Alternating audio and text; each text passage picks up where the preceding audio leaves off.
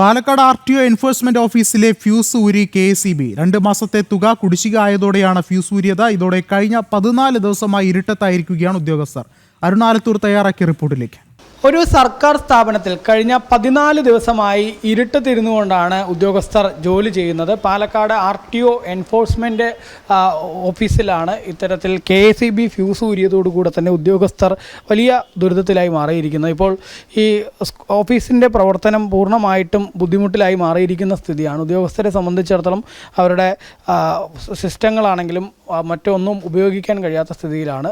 വീട്ടിൽ നിന്നോ അതല്ലെങ്കിൽ ക്വാർട്ടേഴ്സിൽ നിന്നോ ഒക്കെ ചാർജ് ചെയ്ത് കൊണ്ടുവന്ന് ലാപ്ടോപ്പും മറ്റും പ്രവർത്തിപ്പിക്കുന്നു. അതല്ലാതെ മറ്റ് ഓഫീസിലെ PCയോ മറ്റൊന്നും പ്രവർത്തിപ്പിക്കാൻ കഴിയാത്ത സ്ഥിതിയിലാണ്. PC ആണെങ്കിലും ഫോട്ടോസ്റ്റാറ്റ് മെഷീനുകളാണെങ്കിലും മറ്റുമൊക്കെ ഇവിടെയുണ്ട്. ധാരാളം ആളുകൾ ഈ ഫീസ് അടയ്ക്കുന്നതിനും മറ്റുമൊക്കെ എത്തുന്നത് ഈ ഒരു ഓഫീസിലേക്കാണ്. അത്തരത്തിൽ ആ പ്രവർത്തനങ്ങൾ ആളുകൾ പലതരത്തിലുള്ള ചലാനുകളും ഫീസുകളും മറ്റുമൊക്കെ അടയ്ക്കാൻ എത്തുമ്പോൾ അത്തരം പ്രവർത്തികളൊക്കെ പൂർണ്ണമായിട്ടും നിലച്ചിരിക്കുന്ന ഒരു സ്ഥിതിയാണ് ഈ പാലക്കാട് RTO എൻഫോഴ്സ്മെൻറ്റ് ഓഫീസിനെ സംബന്ധിച്ചിടത്തോളം ഉള്ളത്. ഇവിടെ കഴിഞ്ഞ നവംബർ ഡിസംബർ മാസത്തിലെ വൈദ്യുതി ബില്ല് കുടിശ്ശികയായതോടുകൂടെ തന്നെ KSEB ഇവിടുത്തെ ബില്ല് തുക കുടിശ്ശിക വന്നതോടുകൂടി ഫ്യൂസ് ഊരി കൊണ്ടുപോവുകയായിരുന്നു. ഈ ബില്ല് അടച്ചുകൊണ്ടിരുന്നത് കെൽട്രോണാണ്. പിന്നീട് കെൽട്രോൺ വലിയ ഭീമമായ തുക കുടിശ്ശിക വന്നതോടുകൂടെ കെൽട്രോൺ ആ തുക അടയ്ക്കാതെ വരുന്ന സ്ഥിതിയുണ്ടായി. ധനകാര്യ വകുപ്പിലേക്ക് ഈ ബിൽ തുക അടയ്ക്കുന്നത് മാറ്റുകയും ചെയ്തു. ധനകാര്യ വകുപ്പ് ഏതായാലും ഇത്രയും ദിവസമായിട്ട്, അതായത് ഈ കഴിഞ്ഞ 14 ദിവസമായിട്ടും ധനകാര്യ വകുപ്പ് ഈ ബിൽ തുക അടച്ചിട്ടേ ഇല്ല എന്നുള്ളതാണ്. പലരും വലിയ ബുദ്ധിമുട്ടിയാണ് ഇവിടുത്തെ പ്രവർത്തനങ്ങൾ ചെയ്യുന്നത്. ഉദ്യോഗസ്ഥരെ സംബന്ധിച്ചിടത്തോളം അവർ മൊബൈൽ ഫോണിൻ്റെ ടോർച്ചിലോ അല്ലെങ്കിൽ ലാപ്ടോപ്പും മറ്റുമൊക്കെ അവർ വീടുകളിൽ നിന്ന് ചാർജ് ചെയ്ത്, വീടുകളിൽ നിന്നോ അല്ലെങ്കിൽ ക്വാർട്ടേഴ്സിൽ നിന്നോ ഒക്കെ ചാർജ് ചെയ്ത് കൊണ്ടുവന്നിട്ടൊക്കെ പ്രവർത്തിക്കുന്ന ഒരു സ്ഥിതിയാണ്. മാത്രമല്ല ഈ MVD ഓഫീസ് ആയതുകൊണ്ട് തന്നെ സ്വാഭാവികമായിട്ടും ഇവിടുത്തെ വാഹനങ്ങൾ എന്ന് പറയുന്നത് ഇലക്ട്രിക് വാഹനങ്ങളാണ്. ഇലക്ട്രിക് വാഹനങ്ങൾ ചാർജ് ചെയ്യുന്നതിന് പോലും 5ഓളം വാഹനങ്ങളുണ്ട്.